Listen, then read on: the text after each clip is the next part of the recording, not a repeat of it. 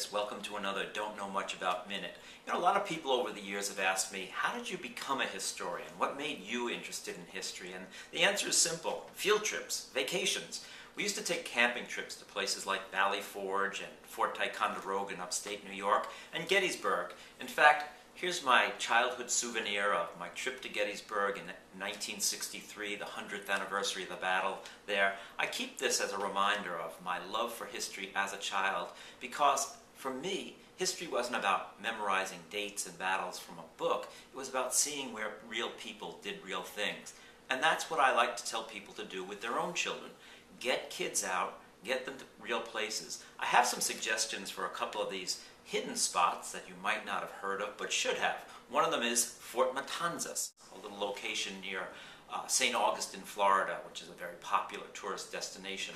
Matanzas means slaughters, and this is the story of how the Spanish killed hundreds of French people in Florida. These were actually the real first pilgrims in America. These Frenchmen, they came to America 50 years before the Mayflower Pilgrims sailed, but most of us have never heard of them. The second spot is the Saratoga Battlefield in upstate New York. It's a wonderful location where there's a statue of Benedict Arnold's boot. Why would there be a statue to the boot of the most notorious villain in our history? Well, that's a story the textbooks leave out, and I try and tell it in my own book about America's hidden history. Finally, there's a wonderful spot called Haverhill, Massachusetts, where you'll see a statue of Hannah Duston. This is the first statue built to a woman in America. Now, Hannah Duston, in the middle of the night, was taken captive by Indians. She got up, killed the 10 Indians, took their scalps, and went back to Boston, where she became the most famous woman in America.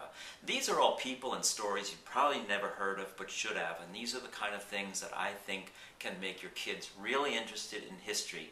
I tell about them in my blog, America's Hidden History, a road trip, which you can find at don'tknowmuch.com.